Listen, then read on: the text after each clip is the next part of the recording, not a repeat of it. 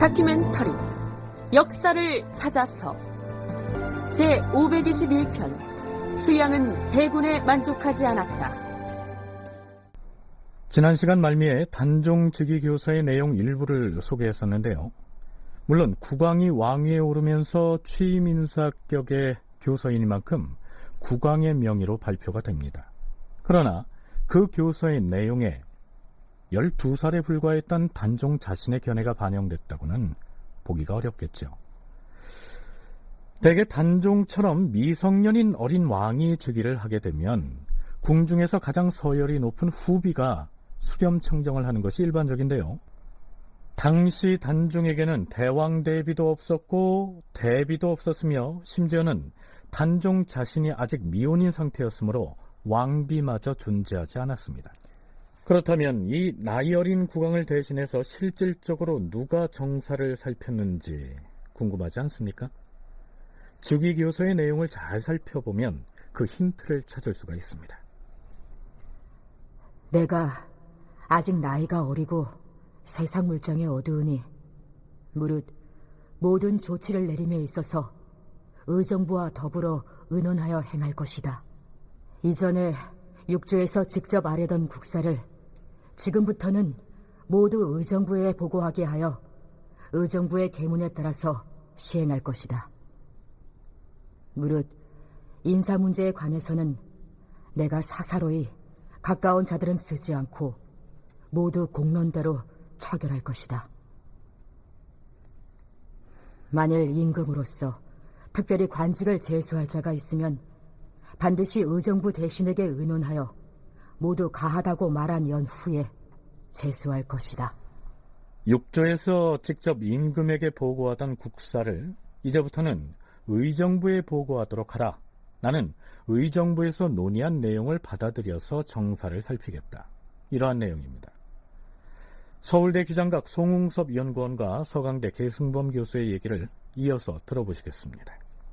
육조에서 이제 아래던 공사를 이제 다 정부에, 의정부에 보고해서 시행할 것이다. 뭐 이런 내용들은 아무래도 이제 의정부 대신들, 그러니까 황보인이라든가 김종서라든가 이런 사람들의 어떤 이 권간으로서의 어떤 모습들을 조금 더 부각시키려고 하는 그런 냄새가 없지 않아 있는데, 사실 또 어떻게 보면 유교 왕정에서 국왕이 신료들의 말을 잘 수용을 해서 정치를 하는 것이 왕도 정치의 기본이기 때문에 그러한 부분들을 좀 더 적극적으로 드러낸 기사일 수도 있거든요. 이 시기는 이미 뭐 의정부 서사제가 시행되고 있었던 시기이고 단종은 어린 나이에 즉위했던 상황이고, 왕이 처음에 즉위를 하면은 즉위 교서를 반포하는데, 난 앞으로 이제 육조에서 직접 왕한테 아뢰던 것들을 이제 의정부 쪽으로 좀 넘긴다. 그런 얘기는 뭐냐면은 태종 때부터 약간 나온 게 있는데, 육조 직계라는 게 지금으로 말하면 각 장관,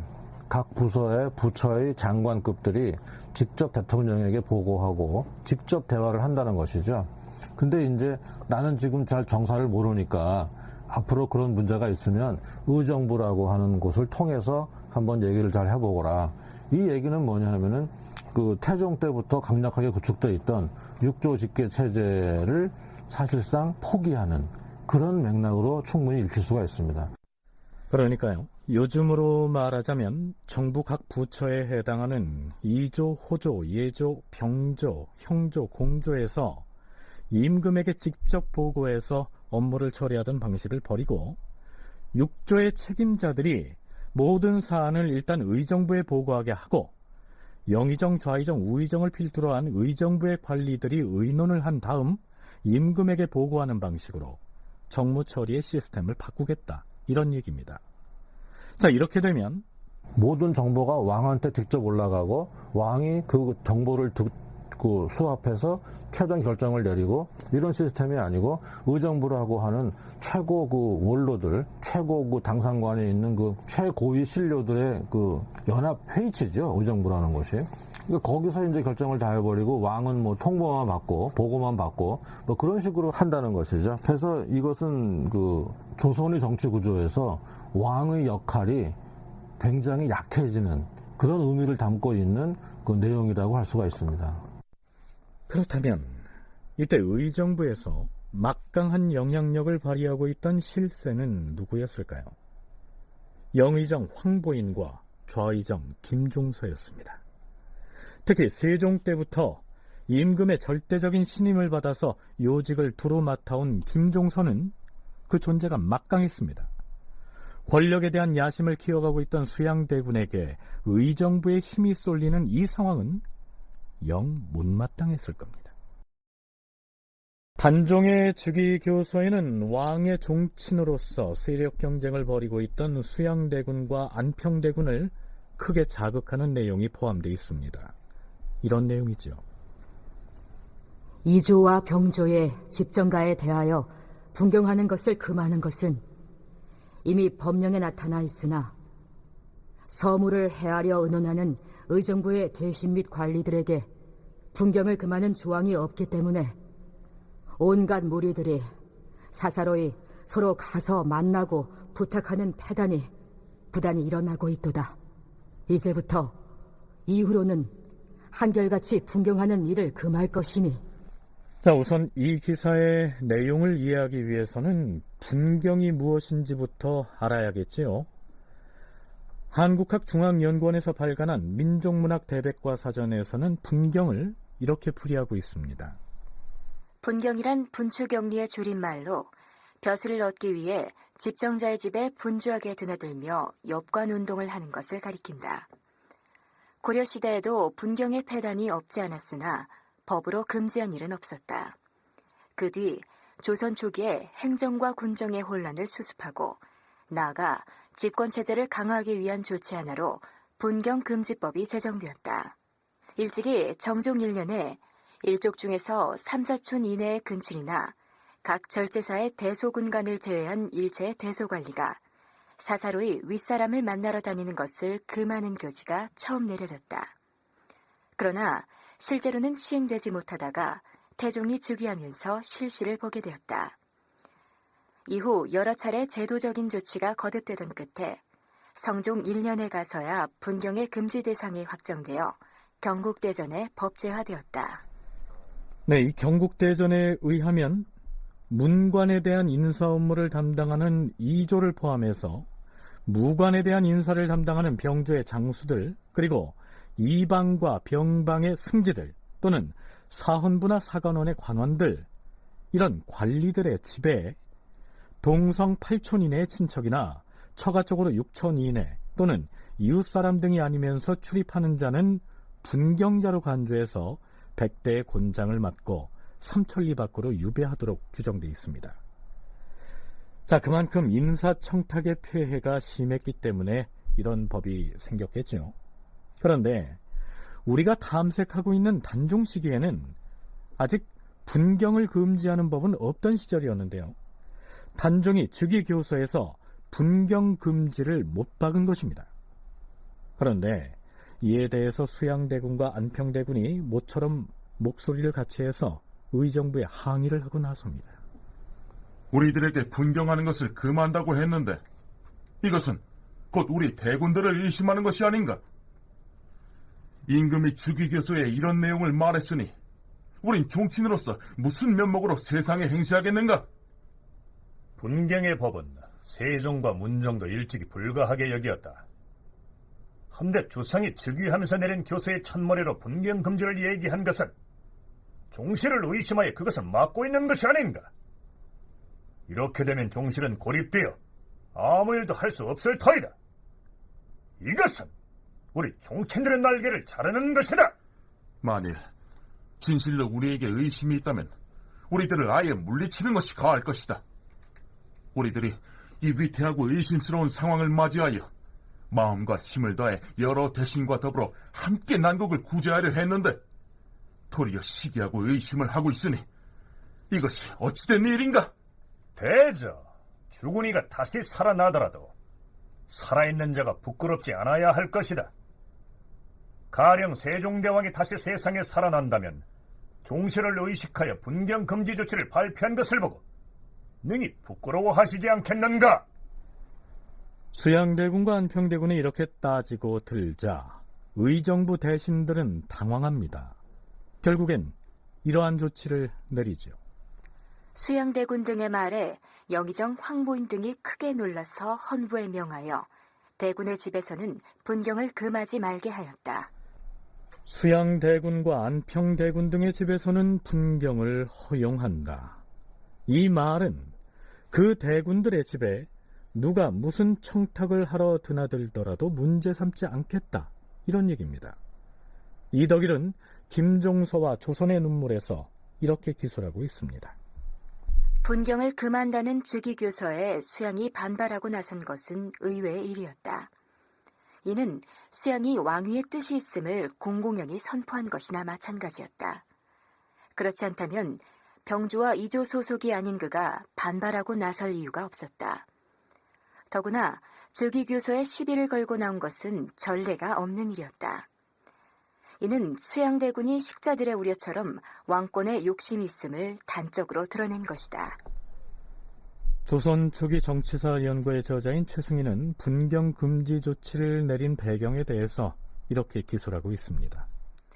즉위교서와는 별도로 대간의 청으로 의정부 당상과 모든 대군의 집에 분경을 금하라는 주장이 나온 것은 의정부 대신들과 더불어 왕실의 종친들이 정치적으로 유력한 실력자가 되었음을 알려주는 것이다. 안평대군도 문종대부터 인사청탁을 자주 들어주었고 단종대는 더욱 심하여 소인배들이 그에게 모여들었다. 대군집에 내렸던 분경 금지 조치는 그런 분위기에서 나온 것이다. 그렇다면 이 시기에 수양대군은 실제로 왕위의 뜻을 두고 세력 확장을 위해서 안평대군과 경쟁을 벌이고 있었을까요? 개인적인 생각으로는 처음서부터 이렇게 둘 다 이 왕자에 관심이 있다던가 아니면은 정말 나쁜 사람들로 이 양쪽 중에 어느 한쪽을 몰아가기보다 전체적으로 보면은 종친들이 정치에 개입되는 것이 갖고 있는 어떤 이 왕정 사회에서의 한계들 그리고 위험성들 이러한 것들이 세종대에 계속적으로 종친 우대 정책들이 펼쳐지는 과정 속에서 이르게 된 결과물로 봐야 되지 않을까. 두 사람의 의도를 계속 단정 짓기보다는 그런 전반적인 큰 틀에서 접근하는 것이 오히려 이해에 도움이 되지 않을까 그런 생각들을 해봅니다. 아무리 수양대군과 안평대군이 권력에 대한 야심이 있었다고 한들 단종이 즉위한 직후부터 쿠데타를 일으킬 계획을 세우지는 않았을 거란 얘기입니다. 그런데 단종실록, 아니 노산군 일기를 보면 아예 수양과 안평은 단종 즉위 초부터 모종의 거사를 위해서 경쟁하는 것처럼 묘사되어 있습니다. 단종이 즉위한 지 고작 2달밖에 안 된 1452년 7월 수양대군이 자신의 수하인 권남과 나눈 대화가 심상치가 않습니다. 자, 개의치 말고 이리 들어오너라. 하오나 소인이 어찌 대군마마의 완해까지. 괜찮대도 그러는구나. 어서 들어오너라. 예, 그럼 실례하겠사옵니다. 사서에는 권남이 수양대군을 아련코자 하니 수양이 권남을 완해로 맞아들였다, 이렇게 적고 있습니다. 누울 와자에 안 내자를 쓰는 완해는 곧 침소를 일컫죠. 대군마마께서 사람을 부르거나 혹은 거둥하게가 여간 조심스럽지 아니한 탓에 찾아뵙는 일도 쉽지가 않사옵니다. 자네야말로 틀림없이 나의 마음을 헤아릴 줄 아는구나. 아닌 게 아니라 나의 동정이 실로 어려운 지경이다. 종친의 집에 분경하는 것을 금한 것은 아마도 이현로가 의정부 대신들을 움직여서 그리하도록 시켰을 것이야. 예, 마마. 이현로는 안평대군의 수족이옵니다. 분경을 금하는 이 계책은 실로 대군마마의 활동을 묶어놓기 위한 것이옵니다. 이현로는 반드시 장차 난을 일으킬 것이옵니다. 안평대군의 소행을 보면 그저 조용히 있을 사람이 아니옵니다. 그러니 대군마마께서도 환난에 대비하는 계책을 세워야만 하옵니다. 죽고 사는 것은 하늘의 명에 달려있으니 난 마땅히 바른 길을 순순히 걸어갈 뿐이다. 바야흐로 하늘이 화를 그치지 않아서 문종 왕께서 승하시고 이제 갓 왕위에 오른 지금의 임금은 나이가 어린 탓에 지금 나라가 뒤숭숭한 때이옵니다. 수양대군 마마께서는 의심을 받을 만한 처지에 계시니 각별히 행동을 삼가야 할 것이옵니다. 지금 안평대군의 사람됨이 흉악하여 반역할 마음을 품은 지가 이미 오래이다. 세종 때에도 음모를 획책하였으나 다만 세종대왕을 두려워하여 감히 틈을 타지 못하였을 뿐이다. 한데 이후 문종이 왕위를 잇자 대신들과 몰래 결탁하고 널리 사람들을 유인하더니 오늘에 이르러서는 조정의 대신이 모두 자신의 신복이어서 두려워하고 꺼리는 바가 없게 된 것이다. 주상의 나이 어린 것을 경멸하고 더욱 방자횡포하며 내가 손위인 것도 안중이 없이 밤낮으로 꾀를 내어 나를 해치려고 하니 장차 이를 어찌할지 모르겠도다. 수양대군과 그의 수하인 권남이 침실에서 이러한 대화를 은밀하게 나누는 것으로 노산군의 일기에 올라 있습니다. 이 기록만으로 보면 안평대군은 금방이라도 반역을 일으킬 기세고요. 수양대군 역시 그것에 대비해서 무슨 비상한 방비책을 세우는 듯한 아주 긴박감이 서려 있지 않습니까? 그렇다면 형인 수양대군이 버티고 있는 상황에서 과연 안평대군이 왕위를 차지하기 위해서 반역을 일으키려고 하는 아주 무시무시한 음모를 꾸미고 있었을까요? 송웅섭 연구원의 얘기입니다. 심지어는 세조조차도 수양조차도 그런 쿠데타를 염두에 두고 있었을까라고 하는 부분들에 대해서는 좀 고민을 해볼 필요가 있을 것 같고요. 문종이 일찍 사망하고 또 어린 단종이 즉위했던 상황, 여기로부터 발생하는 여러 가지 가능성들, 복잡한 어떤 정치적 변수들, 이런 것들이 결국 안평과 수양으로 하여금 굉장히 또 그들 역시 그 복잡한 상황에 내몰리게 되는 이런 식에서 이제 해석을 해야 되지 않을까.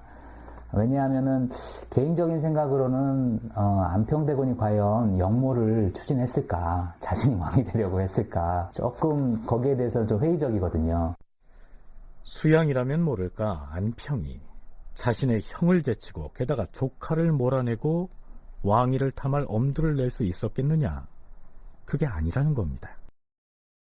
단종이 즉위한 지 얼마 지나지 않았는데도 수양대군 진영에서는 금방이라도 무슨 변이 일어날 것처럼 조바심을 내면서 사람들을 규합합니다. 그리고 나름의 계책을 궁리하기에 아주 바쁜 모습을 보이는데요. 이번에는 홍윤성이라는 사람이 수양대군을 찾아옵니다. 자네가 홍윤성이라고 하였는가? 그러하옵니다, 대군 마마. 날 보고 싶다고 하였다던데. 예, 마마. 대군 마마께서는 영웅의 재질을 갖추신 분으로서 평소 그 명성이 자자했사온데 세종과 문종께서 잇따라 빈천하시고 어린 임금이 왕위에 있다 보니 현재 조정은 충신과 간신이 뒤섞여서 문란한 지경이옵니다. 이런때 대군 마마께서 부질없이 소자를 지킨다 해도 한번 악명을 얻게 되면 후세에 누가 알겠사옵니까? 지금은 부득불 변에 대처해야 할 때이옵니다. 지금 사소한 의리를 지킨다고 해도 나중에 일을 일으켜서 크게 악명을 떨치게 되면 지금 지키고 있는 절개나 사소한 의리는 다 묻혀버리기 십상이니 아예 작은 의리에 얽매이지 말고 큰 일을 도모하라. 홍윤성의 한 말이 대충 이런 취지인 것 같습니다. 하늘의 길인 천도는 겸허함을 더하고 사람의 길인 인도는 겸허함을 좋아하나니 나는 바른 것을 순순히 따를 뿐이니라. 만일 이 나라가 국난을 당하여 내가 떨쳐 일어난다면 반드시 바람을 좇아서 나의 뜻에 함께할 사람들이 있을 터이다. 그래, 만일 그런 일이 일어난다면 자네는 능히 나를 따라서 처자식은 잊어버리고 종묘사직을 위해 죽겠는가? 여부가 있겠사옵니까?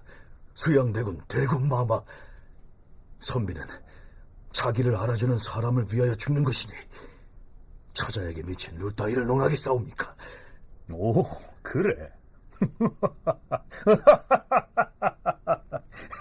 내가 잠깐 농담을 했을 뿐이라네, 이 사람아.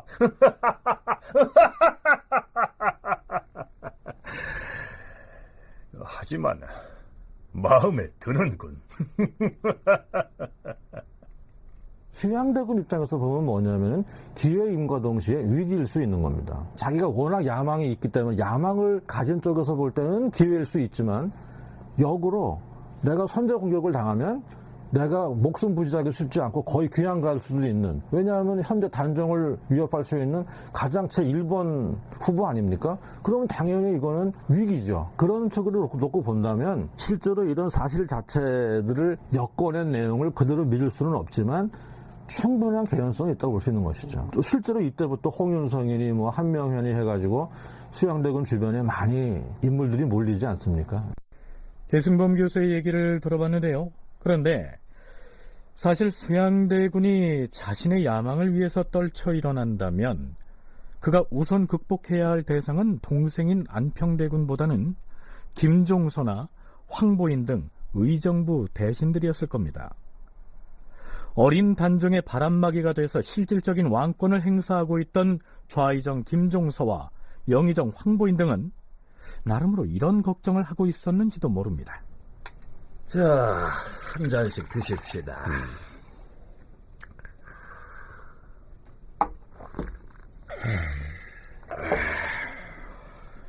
문제는 대군들입니다. 그렇습니다. 저들은 어린 주상이 보위에 있는 이 정세를 언제까지나 그저 지켜보고만 있지는 않을 것이에요. 대군들이라고는 했지만 나머지 대군들이야 무슨 불경한 생각을 하겠습니까? 결국 수양이 문제지요. 우리가 주상의 즉위 교서에 분경을 금한다는 구절을 넣었더니 펄쩍 뛰는 모습을 보세요. 요즘 이런저런 도성의 몰입애들이 수양 주변으로 모여들고 있다는 소문이 자자합니다. 그렇다면 생각보다 일이 일찍 터질지도 모릅니다. 손을 놓고 있다가 당할 수만은 없지 않겠습니까? 주상의 나이가 아직 미령하신데. 맞습니다. 수양 대군이 차마 다른 생각을 하지 못하도록 우리가 선수를 쳐야 합니다.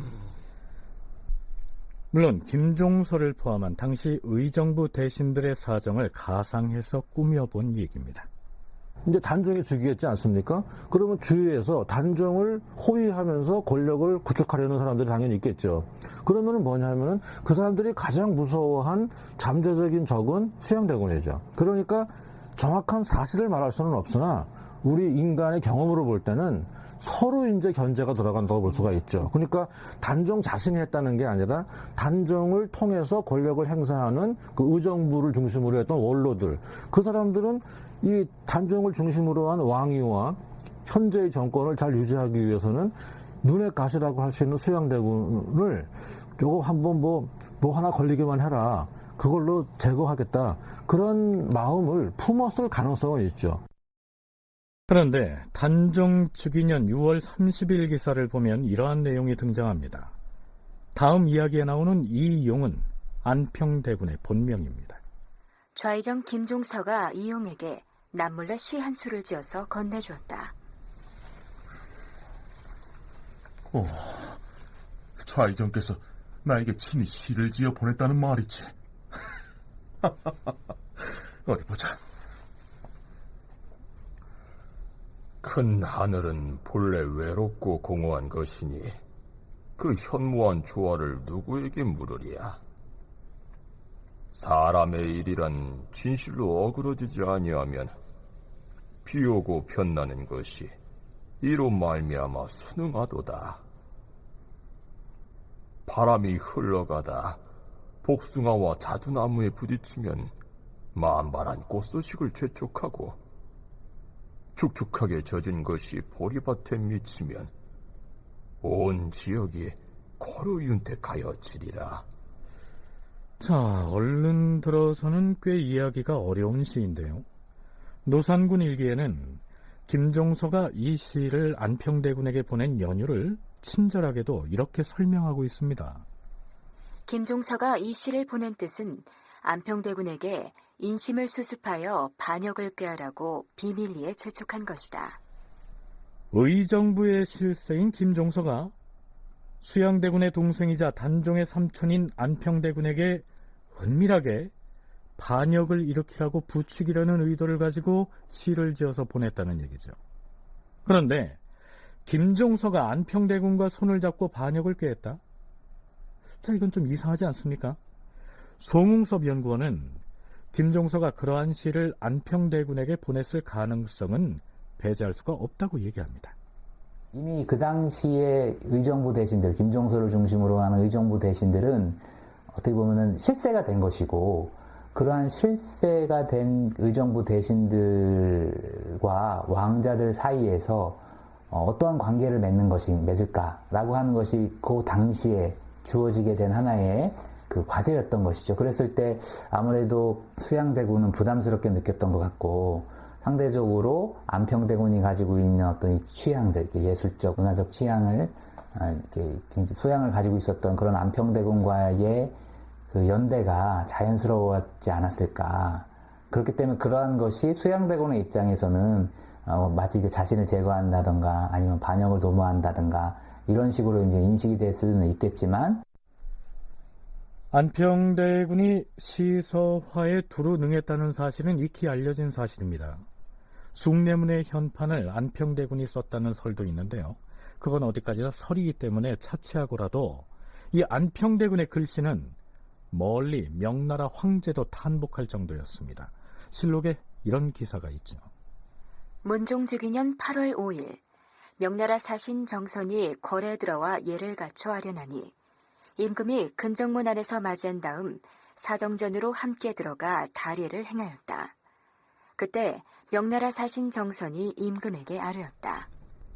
조선국 주상 전하, 지난번에 조선에 왔다가 안평대군이 손수 쓴 글씨를 가지고 가서 황제 폐하께 바쳤사온데, 황제께서 말씀하시기를 이것은 매우 훌륭하도다.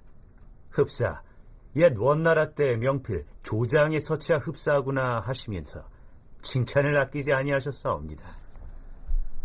안평이 이러한 예술적인 재능을 가진 인물이었기 때문에 어린 단종을 모시고서 정무를 수행하고 있던 김종서로서는 왕실의 종친과 좋은 관계를 유지할 필요가 있어서 자연스럽게 안평대군에게 시 한 수를 지어보냈을 가능성은 있다. 이런 얘기입니다. 사실 앞에서 소개했던 그 시는 자연의 섭리를 노래한 작품으로 해석할 수도 있을 텐데요. 어쩌다가 그 시를 수양대군 측에서 입수해서 그 내용을 억지스럽게 반역을 부채질을 한 것으로 왜곡했을 수도 있습니다. 사실은 왕자들이 비정상적으로 정치에 너무 깊숙하게 개입됐던 이런 상황들은 어떤 식으로든지 정리될 필요가 있었고, 그 정리되는 과정에서 그것이 자연스럽게 이루어졌다기보다도 이렇게 파열음들을 이제 내는 형태로 나타나는 것, 그것이 바로 이제 안평을 수양대군 측에서 계속 역모로 몰아가고 있는, 반란을 도모하고 있었다는 식으로 몰아가고 있는 기본적인 태도이지 않을까, 그런 생각들을 좀 갖게 됩니다.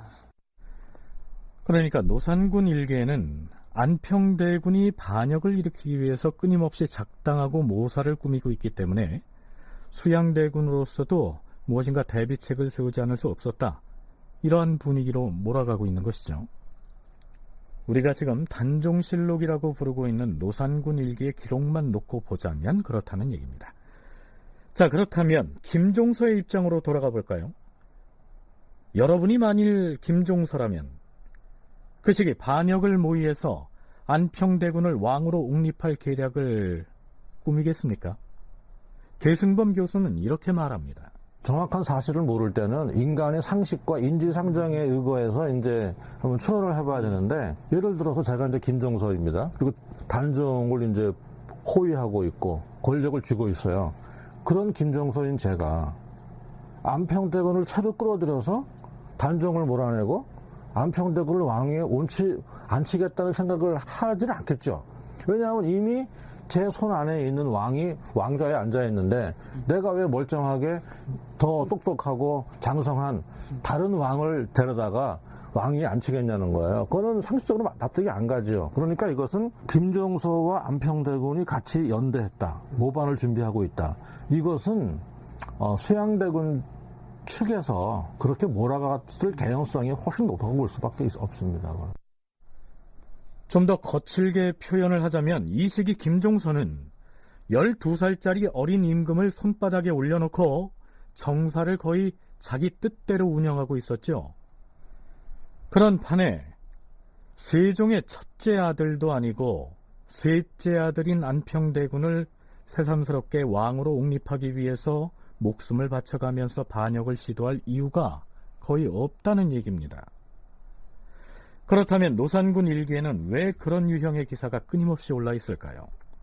결과적으로 나중에 수양은 안평과 김종서가 작당하여 역모를 꾸미고 있는 정황이 드러났다. 그래서 내가 부득이 군사를 일으켜서 그들을 무찌르버렸어. 종묘사직을 구해야만 했던 것이야. 이러한 명분을 내걸고 계유정난이란 피바람을 일으켰던 것입니다. 자신이 그 포악한 살상극을 정당화하기 위해서 안평과 김종서를 반역을 모의한 역적 일당으로 묘사한 기사를 노산군 일기의 여기저기에다가 배치할 필요가 있었겠죠. 자, 이제부터는 수양대군을 필두로 한 종친 세력과 영의정 황보인, 좌의정 김종서 등의 의정부 대신들이 직접 부딪히게 된 구체적인 사안 하나를 짚어보겠습니다. 문종이 세상을 떠나고 그의 어린 아들인 단종이 왕위에 올랐으니까 빠져서는 안 될 절차가 바로 명나라 황제로부터의 고명을 받아오는 것이죠. 이 고명이란 말하자면 중국 황제가 보내주는 임명장입니다. 그걸 받으러 가는 고명사신은 그 역할이 매우 중요하기 때문에 비중이 있는 인물을 택해서 사신으로 보내야 합니다. 그런데 누가 고명사신으로 명나라에 가느냐 하는 문제를 두고 수양과 안평 사이에 치열한 경쟁이 벌어집니다. 단종직위년 9월 10일 수양대군을 비롯한 여러 종친이 궐에 들어왔다. 안평대군이 먼저 수양대군에게 물었다. 대자하니 이번에 형님이 북경에 가겠다고 전하께 주청을 했다 하는데 그것이 사실입니까? 고명사신의 임무는 막중하기 때문에 의정부의 정승들 중에서 한 사람이 가졌으면 했는데 영의정 황보인은 최근에 이미 중국에 갔다 왔고 좌의정 김종서는 북경까지 가기엔 너무 늙었고 우의정 남진은 병이 들었으니 어쩔 수가 없게 되었지 않느냐. 만약 하급 관리를 보낸다면 중국 조정의 비난을 살 것이야. 왕실의 종친이 가게 된다면 중국에서도 황제의 명을 존중한다고 생각지 않겠느냐. 게다가 우리 종친들이 아무런 공도 세우지 않고 나라의 농만 먹고 있어서야 되겠느냐. 그래서 내가 임금을 위해 사신이 되겠다 생각하고 청한 것이야. 형님은 여러 중요한 나라 일에 관계하고 있지 않습니까? 또한 형님이 가는 게 좋은지 조정 중신들의 의견도 들어봐야죠. 내가 나란 일을 피하기 위해서 북경에 가려는 것이 아니야. 그런데 전례에 따르면 고명사한사로는 의뢰 의정부의 3정승 중 한 명이 가야 하는 것인데 이때는 김종서가 갈 차례였다. 그런데 김종서가 가기를 꺼려하면서 핑계를 대었다. 여러분도 익히 알다시피 내가 오랫동안 변방의 장수로 있으면서 여진족 족장들의 이름을 모르는 자가 없는데 사신으로 왕래하다가 불의의 편이라도 당하면 국가에 걱정을 끼칠까 두렵사옵니다. 그러자 이번에는 안평대군의 수족인 이현로가 나섰다. 안평대군은 용모도 준수하고 수염도 근사하고 그뿐입니까? 시문과 서화에 두루 능하니 이번에 북경에 가시면 가히 명예를 날릴 것입니다. 안평대군이 이현로의 말에 용기를 얻어서 영의정 황보인의 딸인 권은의 아내를 초청하여 의복을 주면서 그 아버지에게 청하게 하고 또 이현로로 하여금 황보인과 김종서의 집에 가서 이를 청하게 하니 황보인은 안평대군이 가는 것을 허락하였다. 그러자 수양대군이 그 음모를 알아채고 영의정 황보인에게 말했다. 의정부의 삼정승이 모두 유고하여 북경에 가는 것이 어렵다 하니 이번엔 내가 먼 길을 달려가서 황제께 작은 정성을 표하기를 원합니다. 그런데 수양대군 종실의 어른이 아니오이까. 그러니 이번처럼 멀고 먼 사행길은 어려울 듯합니다. 차라리 안평대군이 어떻겠어요? 나는 지금 국정에 참여하지도 않고 있고 또한 여러 재상들이 있으니 내가 비록 2달 동안 먼 여행을 한다 하더라도 무엇이 해롭겠습니까?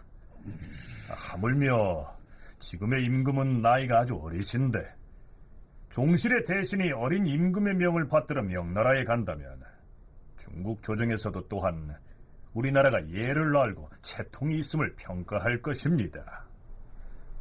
영의정 황보인이 가급적이면 수양보다는 안평을 보내려고 애쓰는 것으로 봐서 확실히 의정부 대신들은 수양보다는 안평과 더 가까웠던 모양입니다. 그렇다면 수양대군은 이때쯤 되면 장차 왕권을 탐내고 있었을 텐데요.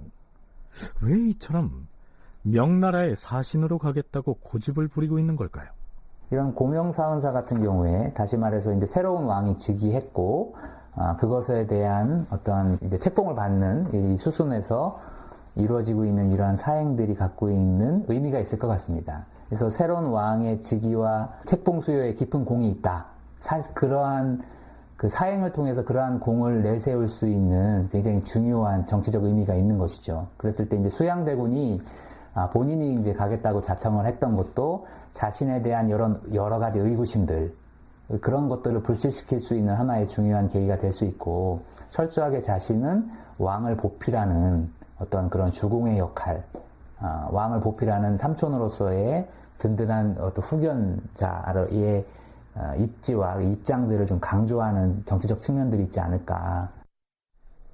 12살짜리 어린 임금이 보위에 있는데 종실 중에서 가장 나이가 많은 자신이 임금을 위해서 북경에 다녀온다면 국내외적으로 어린 왕을 보필하는 주공의 이미지를 각인시킬 수 있었을 것이다. 송웅섭 연구원의 견해가 그러합니다. 여기서 주공이란 말이 나왔는데요.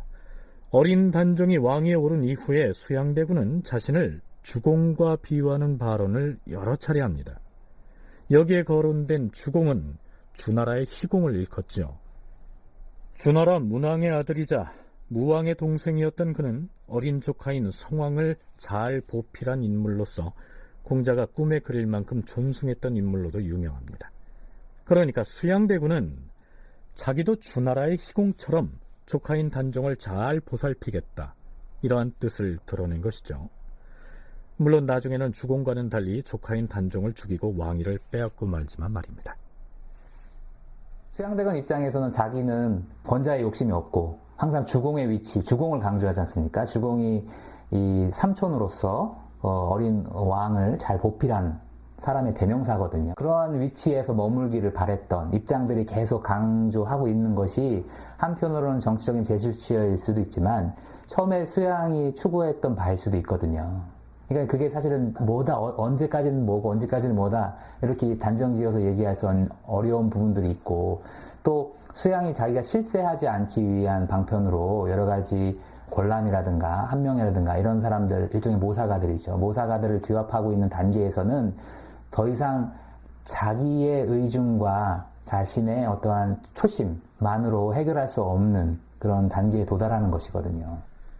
수양대군이 처음에는 단종을 위해서 스스로 주공이 되려고 했지만 주변에 모사꾼이 모여들면서 정반대의 길을 갔을 가능성도 있다는 분석입니다.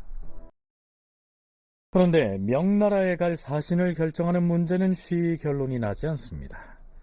드디어 단종이 사신 문제를 매듭짓기 위해서 의견을 구하는데요. 평소 수양대군에게 호의적인 태도를 보여온 도승지 강맹경이 이렇게 눈을 뗍니다. 전하, 지금 수양대군이 북경에 가기를 청하고 있사오니 수양대군을 사신으로 삼는 것이 어떠하옵니까?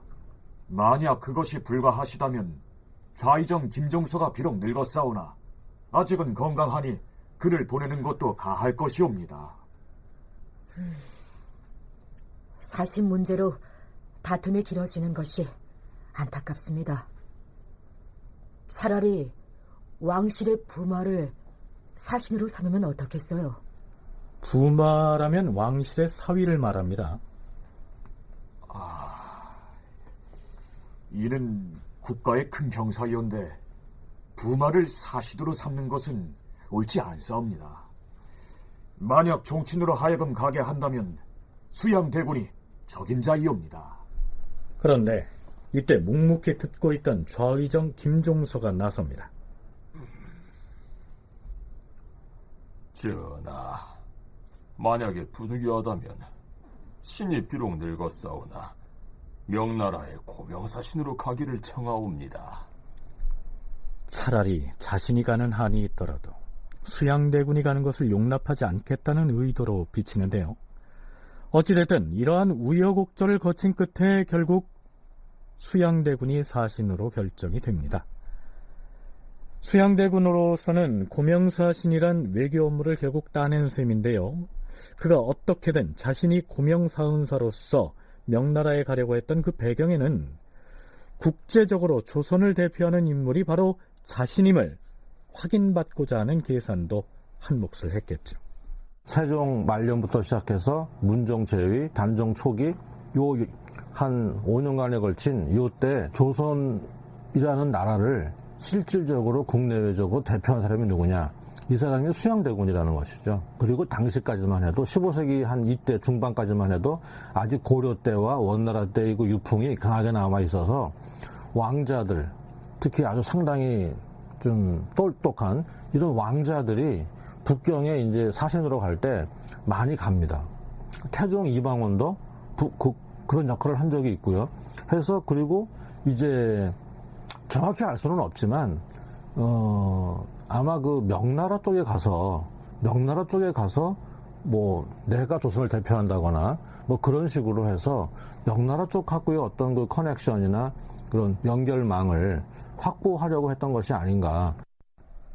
만일 이때 수양대군이 왕권을 노리고 있었다면 명나라 황제의 눈도장을 받고 그의 신임을 얻어오는 것도 무시 못할 자산이 됐겠죠. 그런데 수양대군이 고명사신으로 북경에 가게 됐다는 소식을 전해 듣고서 깜짝 놀라는 사람이 있었습니다. 수양대군의 충직한 수하로서 한명회를 끌어들였던 권남이었습니다. 대군마마, 어째야 그런 무모한 결정을 하셨사옵니까? 무모한 결정이라니 지금 무슨 말을 하는 것이냐? 대군마마께서 중국의 사신으로 가시면 장차 도모하려는 큰일을 놓쳐버릴 수도 있을 터인데 어찌하여 그 생각을 못하셨사옵니까? 걱정 말거라. 안평은 이미 나의 적수가 아니오. 영의정 황보인이나 좌의정 김종서 또한 호걸이 아닌데 어찌 내가 없는 사이에 감히 움직이겠느냐. 그러니까 권남은 수양대군이 북경에 가 있는 동안에 김종서나 혹은 안평대군이 수양대군을 제거할 계획이라도 꾸미면 어떻게 할 것이냐, 이렇게 걱정을 하는데요. 이에 대한 수양대군의 대답이 걸작입니다. 안평은 나의 적수가 못되고 김종서나 황보인은 호걸이 아니어서 양쪽 다 무슨 일을 도모하지는 못할 것이다, 이렇게 대꾸하죠. 이 말을 바꿔서 생각해보면 김종서나 안평대군은 애당초 무슨 반역을 꾸미거나 할 생각이 전혀 없는 인물들입니다. 그런 일은 수양대군 자신만이 할 수 있다, 이렇게 해석할 수도 있지 않을까요? 그런데 중국의 고명사은사를 파견하는 문제는 수양대군과 함께 갈 부사로서 누구를 데리고 가느냐 하는 일로 또 한 번 삐걱거립니다. 처음에 수양대군이 민신이라는 사람을 부사에 임명하기를 청하였으나 민신은 작은 병을 청탁하고서 가지 못한다 하였다. 그래서 하는 수 없이 허후로 하여금 대신하게 하였더니 허후가 거짓으로 기뻐하는 척한 다음에 비밀리에 김종서에게 청하여 실록 찬수하는 일이 긴급하다고 아뢰어서 빠져나갔다. 수양대군이 부사로 데려가려는 사람들에 대해서 의정부 대신들의 견제가 작용해서 피해 나가자 수양대군은 자신의 수하인 권남에게 기가 막힌 아이디어를 제시합니다. 내가 부사로 데려가고 싶은 사람들을 의정부 재상들이 교묘하게 빼돌렸다 이 말이지. 좋다. 여러 재상들의 마음 쓰는 것이 이와 같다면 요즘 조정이 어찌 돌아가는지를 가히 알겠도다. 그렇다면 그래, 이렇게 하면 어떻겠느냐? 무슨 묘안이 있으시옵니까, 대군마마? 내가 이번에 북경에 갈 때 황보석과 김순규를 부사로 데리고 가고자 하는데. 대군마마, 그 계책이야말로 더 이상 좋을 수가 없사옵니다. 도대체 이 두 사람을 부사로 임명해서 북경에 데리고 가는 것이 무슨 대단한 계책이 된다는 말일까요? 지금 수양대군은 왕실 종친 세력의 상징이고 영의정 황보인과 좌의정 김종선은 어린 단종을 호위하면서 국정의 전반을 쥐락펴락하고 있는 의정부의 실세로서 서로 대립하고 있는 처지 아닙니까? 그런데 수양대군이 부사로 임명해서 명나라에 데리고 가겠다는 황보석은 영의정 황보인의 아들이고요. 김순규는 좌의정 김종서의 아들입니다. 말하자면 인질의 성격으로 그들을 데리고 가겠다는 얘기입니다. 자기를 공격하지 못하게 하는 어떤 그런 방비책으로 삼는 것일 수도 있지만, 전체적인 측면에서 보면 일단은 권력을 잃지 않으려고 하는 수동공격형 이런 표현도 가능할 것 같은데, 한편으로는 사행을 통해서 군주의 직위를 가장 적극적으로 돕고 있다라고 하는 그런 모습도 보이고, 또 한편으로는 그 김종서의 아들들이나 이런 사람들을 같이 이제 동행을 함으로써 자신에 대한 공격이라든가 이런 것들을 좀 미연에 막으려고 하는 그런 문제들이 있을 수 있고. 수양대군은 의정부 두 정승의 아들들을 인질 삼아 부사로 데려가기로 한 자신의 생각에 스스로 감탄했던 모양입니다. 그는 자신의 수하인 권남을 향해서 이렇게 소리치지요. 안평대군의 흉악한 장괴 따위는 내 안중에도 없느니라. 어디 그뿐이냐? 내가 두 정승의 아들들을 데리고 가면 설령 안평대군의 아무리 거사를 도모하고자 하여도 저 두 사람의 아들이 내 손바닥 가운데 있는 바에 난을 일으키는데 동조하겠는가? 그들은 내가 돌아오기를 기다릴 것이다. 이것이 모사를 토벌하기 위한 나의 계책이다. 알겠는가? 자, 수양대군의 일련의 발언들로 미루어 보면 그 시기가 언제냐 하는 문제만 남았을 뿐, 수양대군이 왕위 찬탈을 위한 변란을 일으킬 것은 기정사실로 굳어있다고 봐야 하지 않겠습니까? 대권까지 놓고 하는 발언이었을까라고 하는 부분들은 여전히 좀 생각해 볼 필요가 있지만 모르겠습니다. 자기들 사이에서도 직접적으로 나중에 세조의 직이라고 하는 문제를 설사 그런 의중을 가지고 있고 세조가 그런 의향을 가지고 있다는 것을 알고 있었다 할지라도 적극적으로 드러내어서 말을 했을까, 굉장히 조심스럽게 일단은 실세하지 않기 위한 방편에서 적극적인 얘기는 했겠지만 단종의 폐위라든가 아니면은 그들의 세조의 수양의 직위라든가 이런 얘기들을 아주 이렇게 드러내놓고 막 이야기하는 것은 그들 입장에서도 그렇게 편한 말은 아니었을 거다. 정말로 무력을 동원해서 정변을 일으킬 거라면 대단히 비밀리에 그리고 치밀하고 또 조직적으로 움직여야 할 텐데요. 이렇듯 드러내놓고 난을 일으킨다느니 모사를 토벌한다느니 하면서 큰 소리를 내는 모습이 어색하게 여겨지는 것은 틀림이 없습니다. 단종 즉위년 8월, 조금은 묘한 만남이 이루어집니다. 우리는 지편전을 얘기하면 성산문 등의 사육신이 떠오르고요. 사육신 하면 그들을 등지고 세조 쪽으로 옮겨간 김질이나 신숙주 등을 떠올리지 않습니까? 자, 그렇다면 신숙주는 언제부터 수양대군과 소통을 했을까요?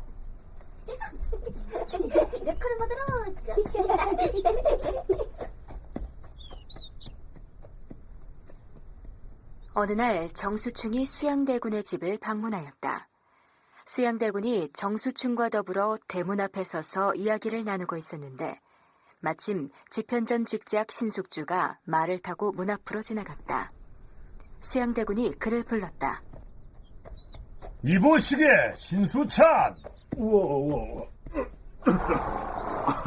아니, 이 수양대군께서 어인일로 절... 아니 신수찬, 어찌 집 앞을 지나면서도 내 집 안으로 들어올 생각은 않고 그래 무심하게 그냥 지나리 하는가? 응? 서운하이. 아니, 발길을 대문 안으로 들이는 일이 쉽지가 않다. 자자자자, 그러지 말고 오늘은 우리 집에 들어와서 함께 술잔이나 기울이세. 우린 친구가 아닌가? 대군과 어찌 친구가 될 수 있다. 자자자자, 머뭇거리지 말고 들어가세라. 자네는 얘 친구를 어찌 그리도 찾아와 보지 않았단 것인가? 이야기를 나누고 싶은 지가 아주 오래되었다네. 신숙주는 이날 모처럼 수양대군의 집에 들어가서 술자리를 함께했고 실록에는 이때 수양대군이 신숙주를 한 번 떠봤다 이렇게 기록되어 있습니다. 집현전 학사 출신의 인사들의 운명이 세조 때에 어떻게 바뀌는지는 나중에 살펴보겠습니다만 성산문 등이 단종 복위 운동을 하려다가 발각돼서 세조에 의해서 처참한 죽임을 당할 때 같은 집현전 학사 출신의 신숙주는 세조에 의해서 공신으로 책봉된 뒤에 세조에게 충성을 맹세하는 시까지 지어 바칩니다. 자, 글쎄요. 말 타고 지나가는 신숙주를 수양대군이 끌어들여서 술대접을 하면서 한번 떠봤을 뿐인데 그때 신숙주가 그에게 넘어가 버렸던 것일까요?